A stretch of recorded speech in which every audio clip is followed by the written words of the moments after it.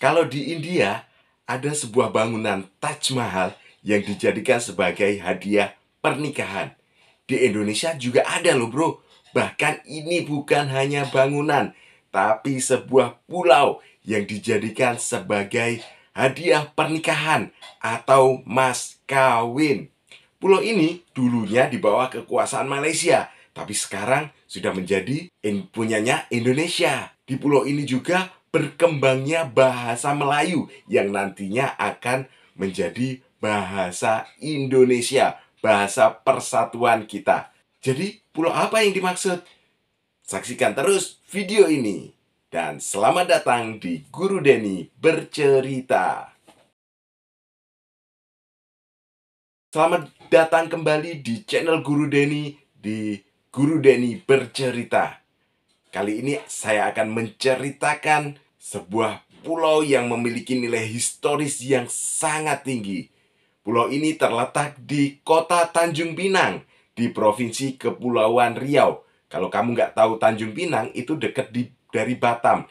Dekat Malaysia, dekat Singapura juga. Nama pulau ini adalah Pulau Penyengat. Wah, keren kan? Penyengat. Sejarahnya dulu. Kenapa dinamakan sebagai Pulau Penyengat?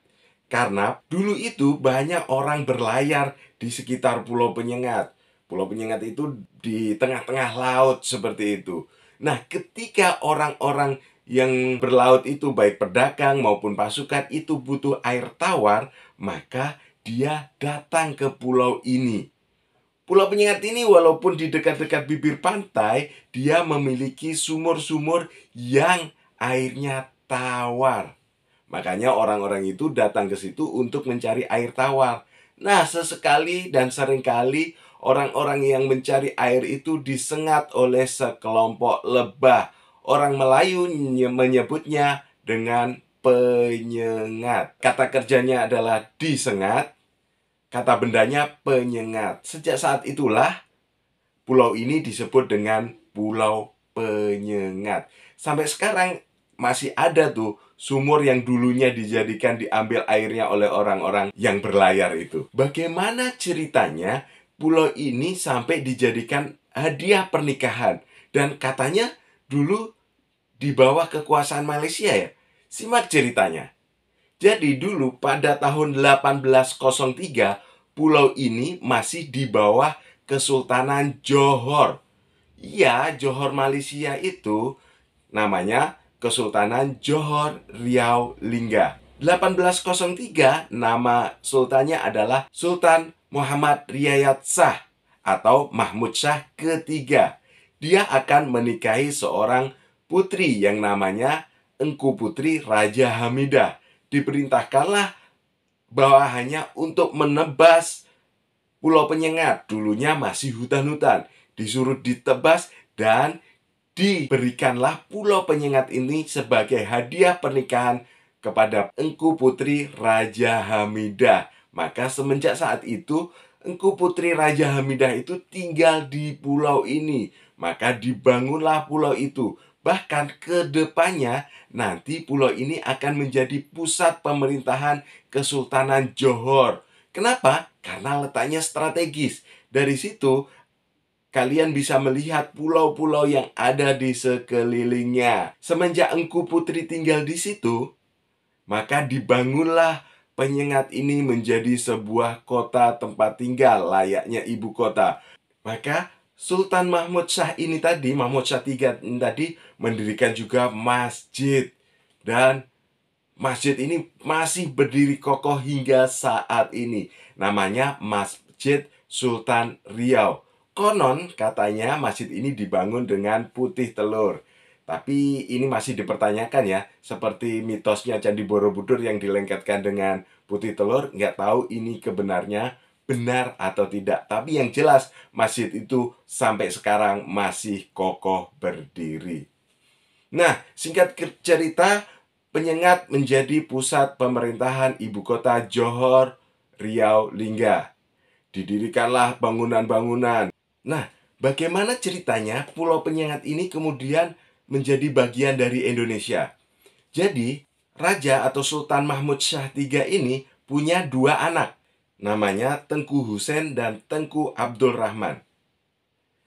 Dua anaknya ini berseteru merebutkan tahta kerajaan, ya. Terpecahlah kerajaan Johor Riau Lingga ini menjadi dua, yaitu kerajaan Johor dan kerajaan Riau Lingga. Pada waktu itu sedang berseteru juga antara Inggris dan Belanda.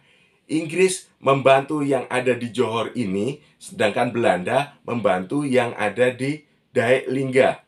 Nah, setelah itu ada kesepakatan lah antara Inggris dan Belanda. Di Traktat London ini bahwasanya yang membagi kekuasaan yang Inggris dan yang Belanda. Maka yang Johor ini secara penuh dikuasai Inggris dan nantinya akan menjadi Malaysia, dan yang Dayak Lingga dan beserta Pulau Penyengat ini menjadi bagian Belanda, sekaligus nantinya akan menjadi negara Indonesia. Di Pulau Penyengat ini ada apa saja sih? Ada banyak peninggalan. Yang pertama tadi Masjid Kuning atau Masjid Sultan Riau yang mitosnya dibangun dari telur putih telur.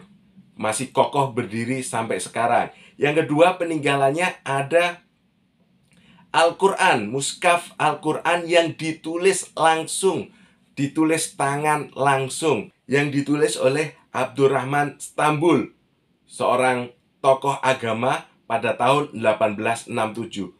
Mushaf Al-Qurannya masih juga ada di Pulau Penyengat saat ini. Ada apa lagi? Banyak istana negara, tapi sudah hancur. Kenapa hancur? Nanti di akhir video saya jelaskan. Ada juga gedung tabib yang kalau sekarang mungkin rumah sakit. Ada benteng juga namanya Bukit Kursi. Di Pulau Penyengat ini dulunya juga lahir seorang yang menjadi pahlawan bahasa bagi Indonesia. Siapa namanya? Namanya adalah Raja Ali Haji. Raja Ali Haji ini lahir di Pulau Penyengat, besar di Pulau Penyengat, dan belajar di Pulau Penyengat. Sampai pada suatu masa dia menciptakan yang namanya Gurindam 12. Gurindam 12 ini adalah sastra klasik Indonesia. Perkembangan bahasa Melayu sangat pesat dikembangkan dari sini, dari Pulau Penyengat ini, akhirnya bisa menjadi bahasa persatuan bagi pedagang-pedagang yang singgah di Indonesia. Akhirnya pada tahun 1928 nyatakanlah bahwasanya bahasa Indonesia yang diambil dari bahasa Melayu yang dikembangkan di Pulau Penyengat ini menjadi bahasa persatuan. Lama-kelamaan Belanda ingin menguasai sepenuhnya Pulau Penyengat dan juga Indonesia sepenuhnya. Makanya itu Pulau Penyengat diambil alih oleh Belanda secara paksa.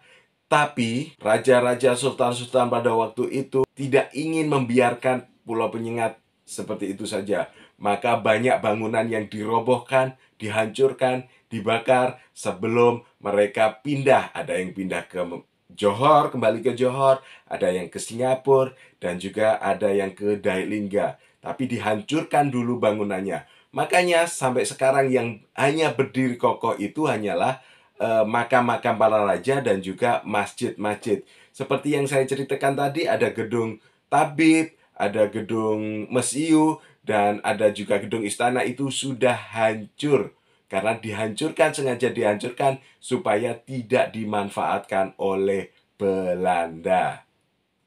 Nah, itulah cerita tentang sebuah pulau yang dijadikan mas kawin pada zaman dahulu. Kalian ingin cerita apa lagi? Coba silahkan tulis di kolom komentar. Guru Denny undur diri.